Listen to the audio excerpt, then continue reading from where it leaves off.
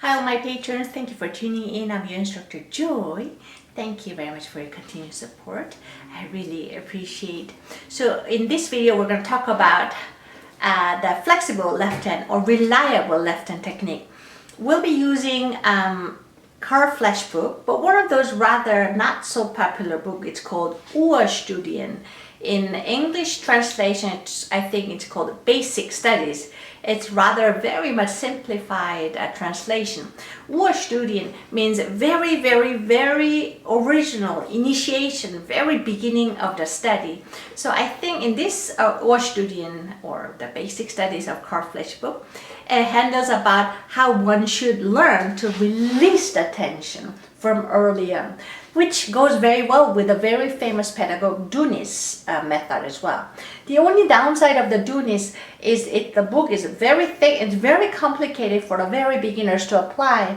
So this Carl Flesch Urstudien, the Basic Studies, gives a very nice similar idea like Dunis, and Dunis was not the only one who thought about it. Flesch and many others did it too, but rather gives a written out music for beginners to be able to apply right away.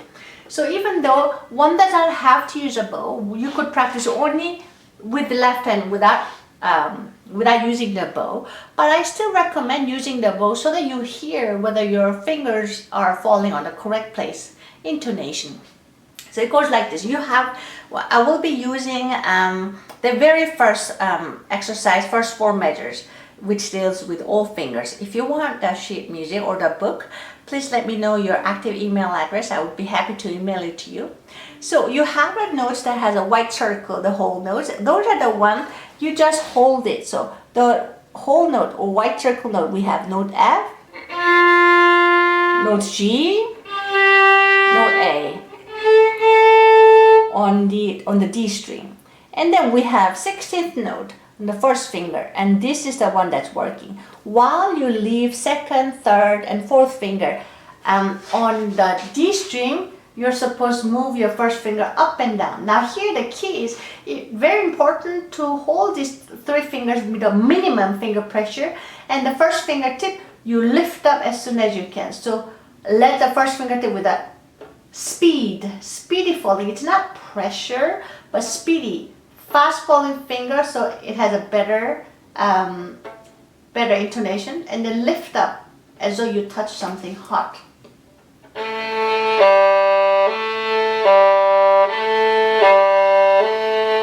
And then you go a little faster.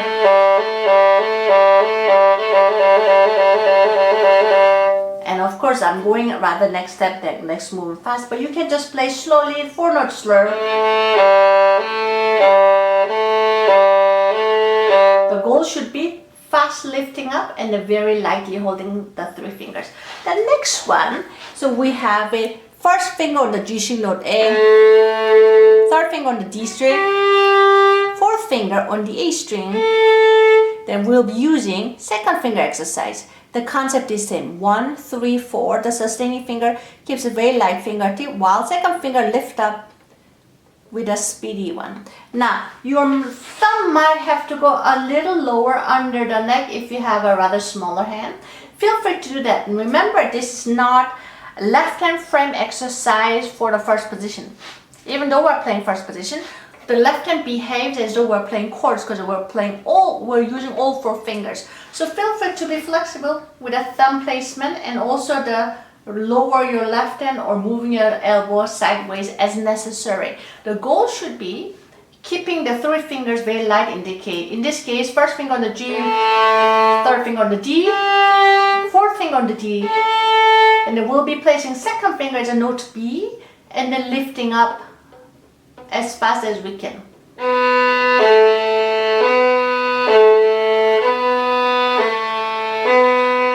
If you feel comfortable, get a little faster.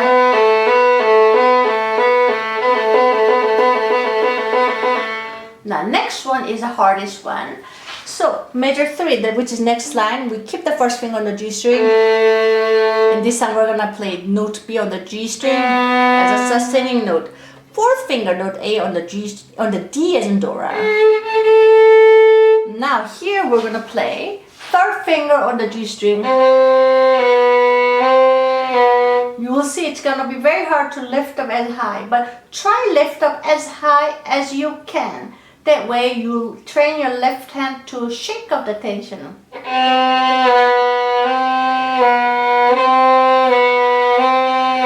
you feel comfortable, again a little faster.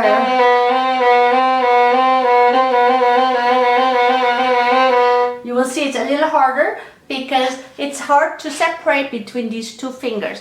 But still, if with the time, you will see you should be able to do that. If you can't go fast, don't worry, just stay slow.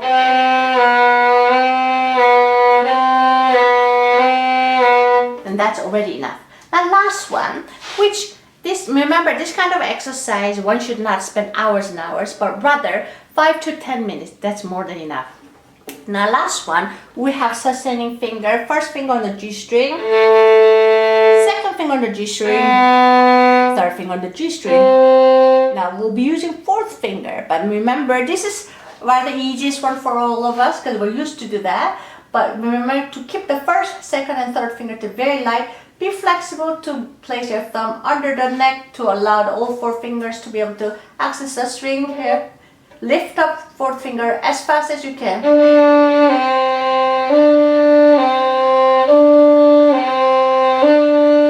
Then if it works, get a little faster.